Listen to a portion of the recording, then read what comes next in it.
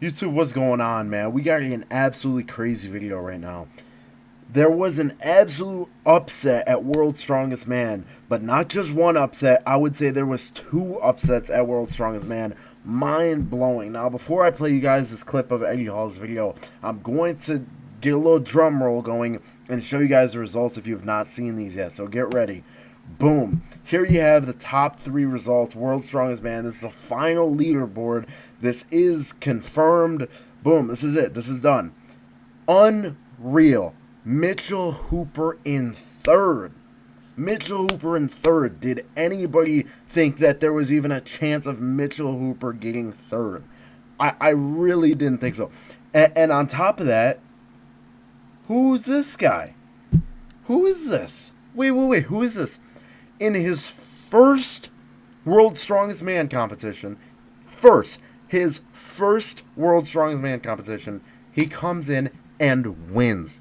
Rayno Nell, I believe I'm saying his name correctly, wins World's Strongest Man with 47 points. Now, here we break down.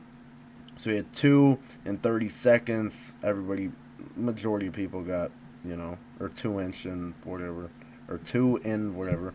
Deadlift, he put up 490 kilograms, which he beat the majority of everybody with. The only person that pulled more was Trey Mitchell. You probably would have seen this one on Instagram by now. Hercules hold smoked literally everyone except Eddie Williams. Eddie Williams tank at that lift, but smoked everyone. He really needed those points there, and it came to show. And man, I just want to compare Mitchell Hooper really kind of dropping the ball, in my opinion, on the deadlift. Everybody was expecting him to go well over 500 kilograms. I'm not too sure what happened here. Like I said, none of this, or I don't even know if I said this yet, but none of these footage will come out until, a couple months down the line for some reason, but the results are in.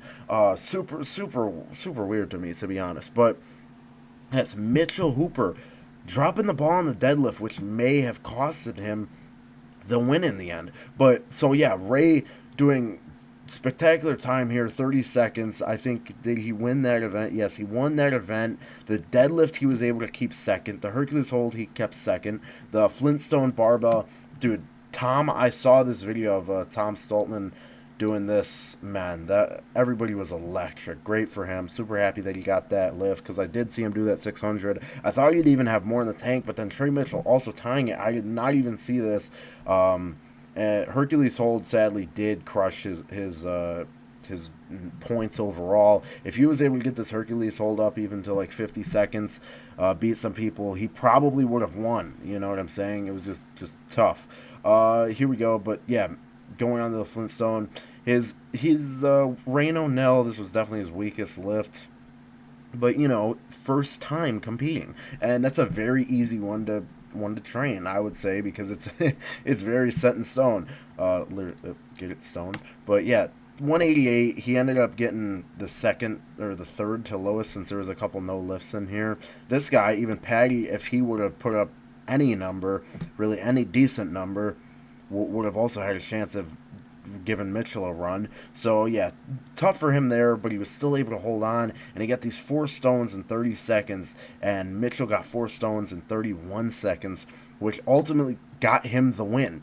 And now I know a lot of people are actually happy about these results, because a lot of people, if you know the Mitchell Hooper story, stuff with his wife, I don't want to go into other people's business. He did post about it.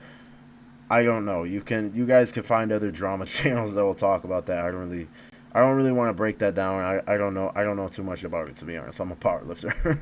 But yeah, I mean, a lot of people are not happy with Mitchell Hooper right now. A lot of people also think that Mitchell Hooper underestimated the competition by far, and I could see that being truthful, because Mitchell Hooper got third by not a little bit amount of points, but by a lot of bit of points. You know what I'm saying? It was close between Tom Stoltman and Rayno Nell. It was extremely close between these two, only half a point difference. But Mitchell Hooper actually gaining some point, gaining a little bit of a gap here, when he thought he was just going to walk in and smoke everybody. Now, Tom Stoltman, if he can just get this Hercules hold up a little bit more, I mean, Tom Stoltman could easily easily win this next year. You know, obviously, I think they change this stuff every year. I don't know too much about strongman. I just kind of tap in every year it happens. But let's listen to Eddie Hall talk to Rayno Nell, the new world's strongest man. Now, what's crazy about this, I do want to note this, he's from South Africa. And who else did I just make a video on from South Africa? Colin Engelbright, I believe that's his last name. Now the world's strongest powerlifter and the world's strongest man are both from South Africa, and they're both young, which is unreal. But let's listen to this interview. I'm going to keep this brief, hopefully, so Eddie allows me to post this. All the marbles now. Let's get it. Like you said, all the marbles. And check this out. Rayno Nell has just taken the world's strongest man title. Mitchell Hooper was 0.6 of a seconds behind you. Really? If Mitchell Hooper was He didn't even know that. Wow. 0.6 of a second quicker, you would have come fourth and you wouldn't have won. So that little slip up, Mitch slipped on the first stone. So a little mistake has gained you the world's strongest man title. And I just want to put in perspective, Rayno still works full time. He's still a full-time job. Unreal. And he won world's strongest man. First meet. Job, and it comes, it's just like a part-time thing for him. So Rayno, world's strongest man, how does that feel, brother? It's amazing, Eddie. Yeah, this is a dream come true. To achieve it in my first years, I would have never even dreamt about this, it being so perfect. So, but yeah, that it was so close. Wow, that's just amazing. It's incredible, man. And the fact you've got a full-time job and doing this as a part-time hobby, now you've got to go home. You've got to take this seriously. Hopefully the sponsors come out the woodwork and you can quit your job. Hopefully that doesn't upset your employers. But you've got to take this seriously now. And I think, coming into the first time, winning the world's strongest man. Dude, seriously, somebody please sponsor this man. SBD will probably come give him some nice sponsors, but I would love to see some supplement companies or anyone, especially because I do believe that the cost of living in South Africa is substantially less than it is United States, UK, stuff like that. So hopefully they would be able to fulfill what he's making at his job and allow this just absolute freak of nature to keep going. And you've got the talent, you put all your eggs in one basket, you've got the talent to be so much better. So surely, what's the plan going forward? Yeah, so I love what I do. I mean, I'm an electrical engineer by trade, and it's really something I hold close to my heart.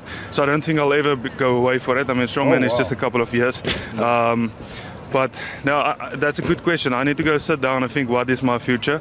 For now, I'm going to enjoy winning the world's strongest man. I mean, something you guys worked for it for so many years, and it's for me something that just came in the first year. So yeah, I'm amazed. I'm humbled by the great result, and I'll just go back into the drawing board and plan see what's next. Fucking amazing. Rayno Nell, ladies and gentlemen, the world's strongest man 2025. Welcome to the club, brother. Thanks. Big love, man. Good luck with everything in the future as well. I hope to see you again soon.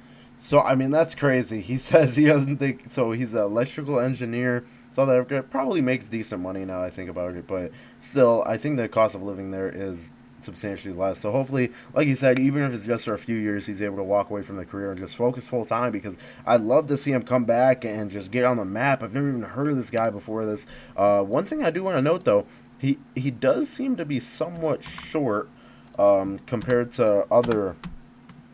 hold on, let me type in height and weight. Other people have already been Googling this. Okay, 6'3", 326. Wow, so he's substantially smaller than the average winner of World's Strongest Man. Now, we know Eddie Hall was up near the 400s. Eddie Hall's also 6'3", but he was up near the 400s when he won World's Strongest Man. But Rayno Nell, 6'3", 326, beating some guys who are well in the 400s. And it really goes to show that World's Strongest Man is size, but it's also about strength for your size. You know what I'm saying? Because while some things like the Hercules hold maybe helps a little bit if your arms are longer, or Flintstone barbell, if you're heavier, it helps you more. But man, overall, it's just the best well-rounded lifter, or not even lifter, but just best well-rounded man is going to win this World's Strongest Man. So hopefully you guys found this as interesting as I did, because I'm not huge into strongman, but I found this very interesting. So go ahead, like and subscribe. Let me know what you want to see next, and Blake will sign out. Peace.